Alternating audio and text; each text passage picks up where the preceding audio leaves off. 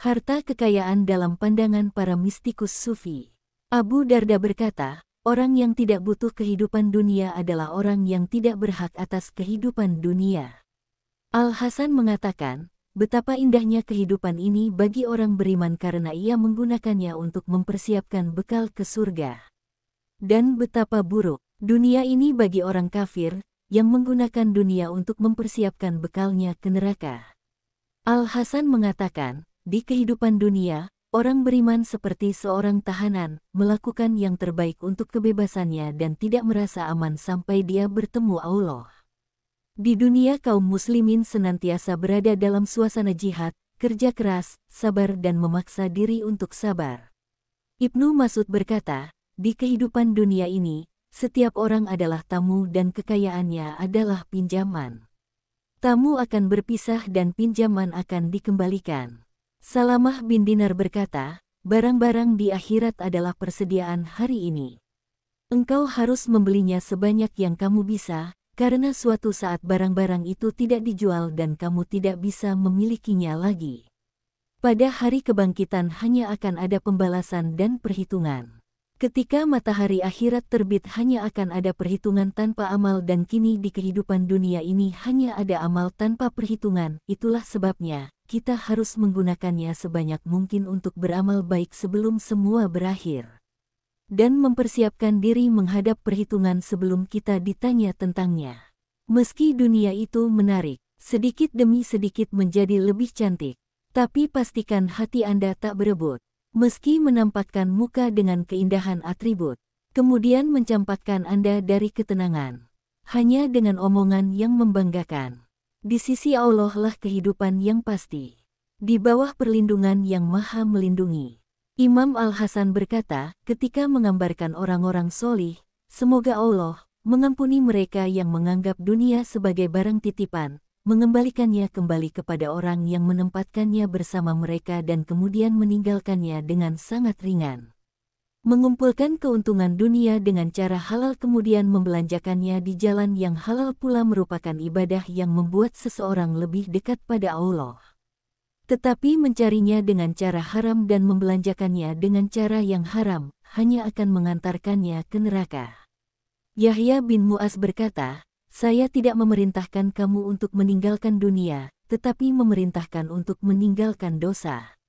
Meninggalkan dunia adalah sebuah kebaikan sedang meninggalkan dosa adalah sebuah kewajiban. Maka, kebutuhanmu meninggalkan dosa lebih besar dibanding kebutuhanmu meninggalkan dunia. Seorang laki-laki datang dan berkata kepada Yahya bin Mu'az, kamu memang pecinta dunia. Yahya bin Mu'az, katakan kepadaku. Apakah akhirat itu dicapai dengan ketaatan atau kedurhakaan? Si laki-laki, tentu saja dengan ketaatan. Yahya bin Mu'az, katakan kepadaku. Apakah ketaatan itu bisa dicapai dengan kehidupan atau kematian? Si laki-laki menjawab, tentu saja dengan kehidupan. Yahya bin Mu'az, dan, katakan kepadaku. Apakah kehidupan itu bisa dicapai dengan makanan atau dengan kelaparan? Si laki-laki, tentu saja dengan makanan. Yahya bin Mu'az, dan katakanlah pula kepadaku. Makanan ini apakah dari dunia atau dari akhirat? Si laki-laki, pasti dari dunia. Yahya bin Mu'az, nah, kalau begitu, bagaimana mungkin aku tidak mencintai dunia di mana makananku hanya ada di sana, yang dengan itu aku memperoleh kehidupan untuk melakukan ketaatan agar mendapatkan akhiratku. Hidup ini penuh dengan kenikmatan dan keberuntungan. Bumi sebagai tempat tinggal manusia, menyediakan kebutuhan sandang, pangan dan papan. Semua itu adalah kebutuhan yang diperlukan manusia dalam perjalanannya menuju keharibaan Allah. Manusia tentu saja tidak dapat bekerja tanpa kebutuhan vital ini. Barang siapa yang mengambil kebutuhan dunia berdasar pada kebutuhan, sebagaimana yang Allah perintahkan, ia akan selamat dan terpuji.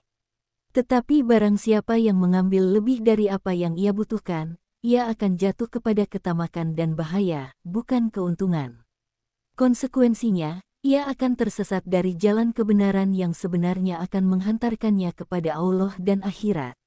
Sebaliknya, mengambil kebutuhan dunia kurang dari yang diperlukan, juga berbahaya. Sebab, Tubuh manusia membutuhkan kepuasan kebutuhan dasar tertentu yang dapat meningkatkan kemampuannya dalam beribadah kepada Allah secara sempurna. Amr bin Abdullah berkata, kehidupan dunia dan akhirat di hati seorang manusia, seperti dua skala keseimbangan, ketika salah satunya menjadi berat, yang lain akan menjadi ringan. Hasan al-Basri ditanya, siapa yang akan menangis melebihi seorang manusia di hari kebangkitan? Beliau menjawab, seseorang yang Allah beri karunia-Nya, namun dengan karunia itu dia tidak menaati Allah. Tidak diragukan lagi, seseorang yang menggunakan uangnya di dunia ini untuk menaati Allah, seperti halnya memberi sedekah, berperan serta dalam penyebaran ilmu Islam, membangun masjid, semua itu merupakan keberhasilan baginya dalam mengarahkan karunia Allah kepada amal kebaikan yang benar-benar bermanfaat baginya di akhirat. Secara alami, manusia suka mengumpulkan uang, emas dan perak. Mereka berusaha untuk mendapatkannya, sejak lahir hingga mati. Tapi apa yang dia capai? Di mana pula ia akan berakhir? Hidup tidak akan pernah berlanjut pada satu pola. Namun ia selalu berubah, dari kaya ke miskin, dan dari bahagia menjadi sengsara. Ini adalah cara Allah terhadap makhluknya. Tetapi, manusia mencari khayalan untuk sejumlah hari dan tahun yang akan hilang.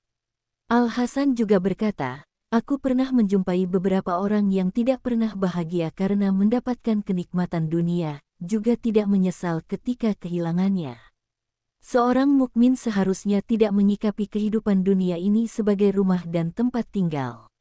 Hendaknya ia menganggap dirinya sebagai pengembara di dunia. Inilah pengertian yang baik dan pengetahuan yang bermanfaat. Mereka adalah orang-orang yang akan bahagia, karena cara mereka memandang dunia dengan benar. Bukan mereka yang hidup di tempat mewah, mengesampingkan ibadah dan menolak setiap amal ketaatan. Abdullah bin Umar berkata, kehidupan dunia adalah surga bagi orang kafir dan penjara bagi orang mukmin. Saat orang beriman mati, dia akan merasakan dirinya seperti tahanan yang keluar bebas dari bumi. Para ulama menggambarkan harta menjadi syarat berlangsungnya hidup, dan berlangsungnya hidup adalah modal utama kita menekuni ibadah dan mentaati perintah Islam. Ibnu Hajar al-Asqalani berkata, semua kekayaanku masih aku anggap sebagai penjara dibanding surga Allah.